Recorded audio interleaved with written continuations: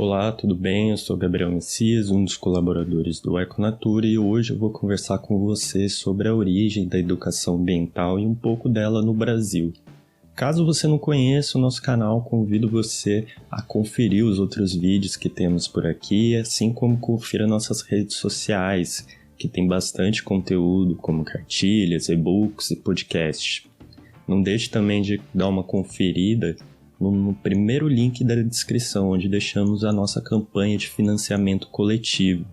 Assim você faz parte também do Econature. Então bora conversar sobre o tema de hoje.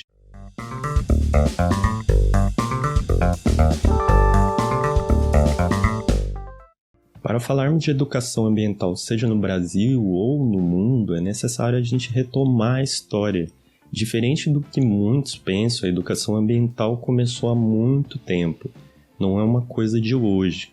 Nós humanos sempre interagimos com o meio ambiente e isso, é claro, refletiu de diferentes formas sobre a natureza. Os impactos que causamos sempre chamaram a atenção, seja por prejuízos econômicos ou propriamente ambientais.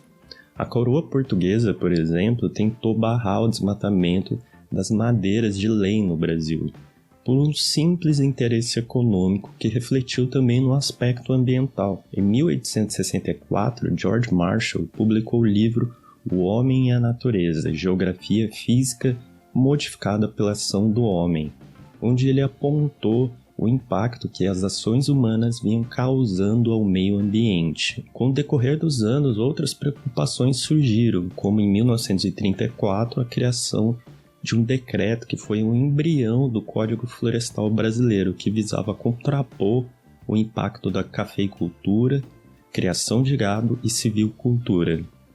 Então foi em 1962 que foi publicado um livro muito marcante, Primavera Silenciosa, de Rachel Carson. Chamando atenção para diversos problemas ambientais, podemos dizer que esse foi um dos pontos de partida para as discussões atuais. Caso você queira saber mais sobre ela e seu livro, aqui no canal a gente tem um Econature resume sobre a Rachel Carson. Basta clicar no card que está aqui em cima. Esse alerta feito pela Rachel gerou movimentação no aspecto ambiental. Em 1968, por exemplo, surgiu o Clube de Roma, que viria a publicar o documento Limites de Crescimento.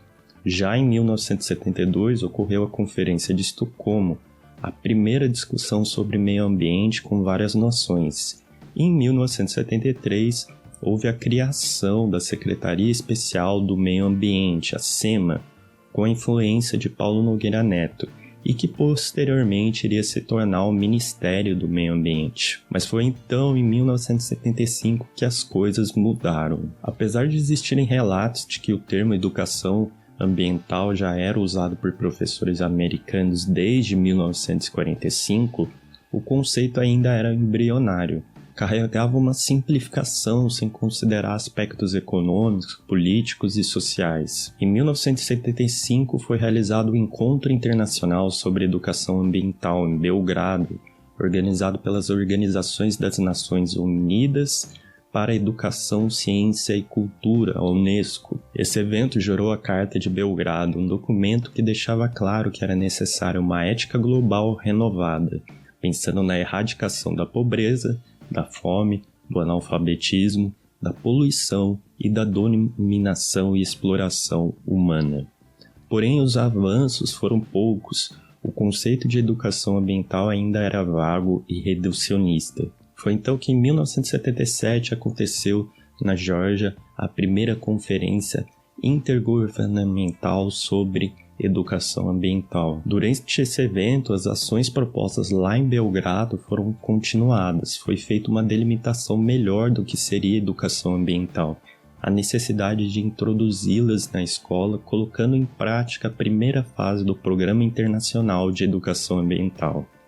Então, em 1992, foi realizado a ECO 92 ou a Rio 92, que gerou diferentes frutos, como, por exemplo, a Agenda 21, onde se reconhece a educação ambiental como uma ferramenta de propagação estratégica do desenvolvimento. A partir desse momento, começa a crescer a educação ambiental brasileira. Em 1994, 4 ministérios se uniram: o da Educação, o MEC, o do Meio Ambiente, dos Recursos Hídricos e da Amazônia Legal, o MMA, o da Ciência e Tecnologia, o MCT, e o da Cultura, o MINC, e criaram o Programa Nacional de Educação Ambiental, o PRONEA.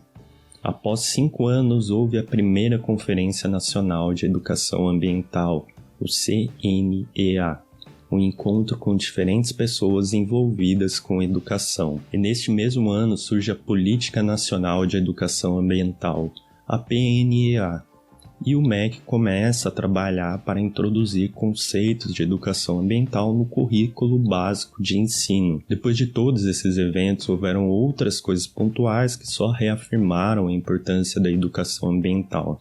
Mas agora bora entender um pouco mais sobre a PNEA e entender como ela é aplicada. A PNEA foi sancionada através da Lei 9.795, de 27 de abril de 1999.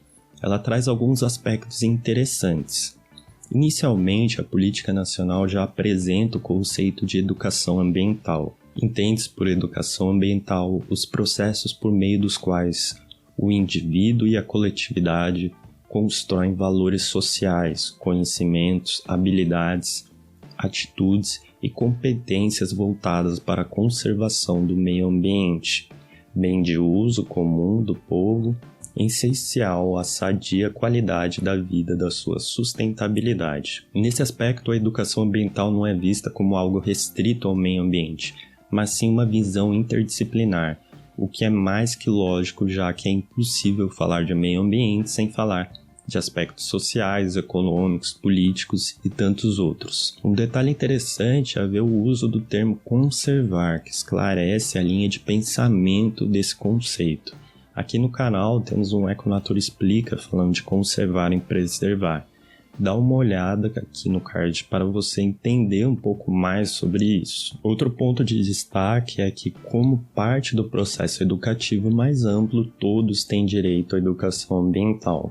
E para isso a lei frisa os diferentes atores envolvidos, ou seja, os diferentes grupos envolvidos na educação ambiental e nas suas responsabilidades. Por exemplo, aos meios de comunicação de massa cabe colaborar de maneira ativa e permanente na disseminação de informações e práticas educativas sobre o meio ambiente e incorporar a dimensão ambiental em sua programação. Já ao poder público cabe definir políticas públicas que incorporem a dimensão ambiental, promover a educação ambiental em todos os níveis de ensino e o engajamento da sociedade na conservação e recuperação e melhoria do meio ambiente. Falando em níveis de educação, vale frisar mais um trecho da lei. A educação ambiental é um componente essencial e permanente da educação nacional, devendo estar presente de forma articulada em todos os níveis e modalidades do processo educativo, em caráter formal e não formal. Em outras palavras, a educação ambiental deve estar na educação básica à superior, também no EJA, na educação profissional e na educação especial. Antes de pontuar algumas coisas, eu quero destacar também algumas iniciativas propostas lá na PNEA, como as ações de estudos de pesquisa, experimentações que devem focar na difusão de conhecimento, tecnologia e informações sobre a questão ambiental, ou apoio a iniciativas e experiências locais e regionais, incluindo produção de material educativo, ou ainda ações de educação não formal, ou seja, aquelas ações de sensibilização onde se propõe a difusão por intermédio de meios de comunicação em massa, em espaços nobres, de programas e campanhas educativas e de informações acerca de temas relacionados ao meio ambiente.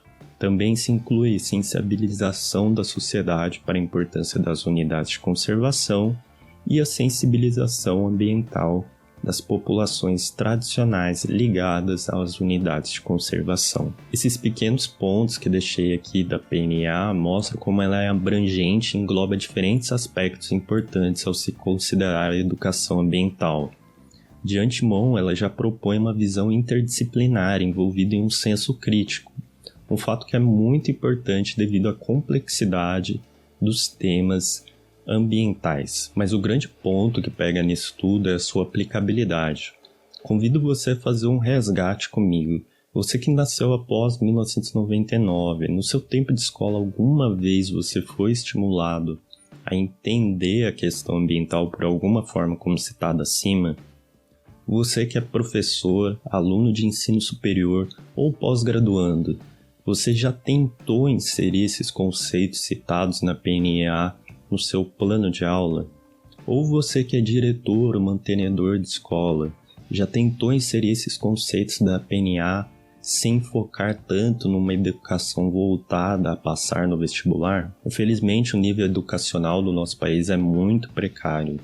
A introdução de temas como esse fica difícil, mesmo tendo uma lei que deixa claro que devemos fazer isso.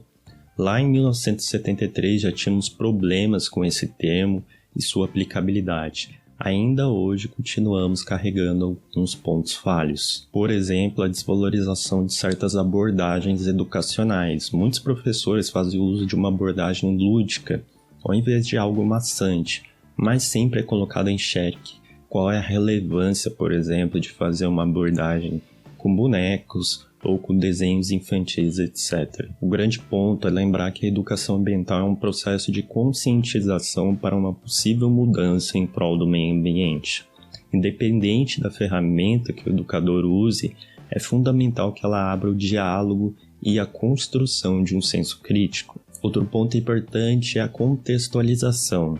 Como valorizar onde você vive se você não conhece? Aposto que você sabe vários nomes de animais africanos, mas vai ter dificuldade de falar de animais do cerrado, por exemplo. Na ausência de contexto, o processo educativo se torna algo distanciado e desconexo, logo ineficaz. E ainda que em lei a educação ambiental traga temas como valorização de populações tradicionais e unidades de conservação, o que vemos é o próprio poder público indo na contramão do que a lei diz, desacreditando essa relevância. Bem, pessoal, esse retrospecto inicial que eu fiz foi bem resumido, teria muitos outros pontos a se falar. E com esse vídeo não queremos que talvez fique algo desanimador quanto à educação ambiental, pois apesar de todos esses pesares, existem muitas pessoas lutando em prol da educação ambiental de qualidade, uma educação ambiental interdisciplinar como proposta na PNEA, seja através de aulas no ensino básico ou superior, por trabalhos de ONGs ou até mesmo como agentes ambientais isolados. Precisamos sim melhorar e encontrar um caminho mais próximo à política nacional sem nos desanimarmos. Em um vídeo futuro vamos falar um pouco mais sobre a relação da PNEA com a Base Nacional Comum Curricular. Fica ligado que logo sai por aqui. Bem, se você gostou, tem alguma sugestão de tema para os próximos vídeos, deixa aqui nos comentários. E não deixa de conferir os outros vídeos aqui do canal. Um abraço e até mais.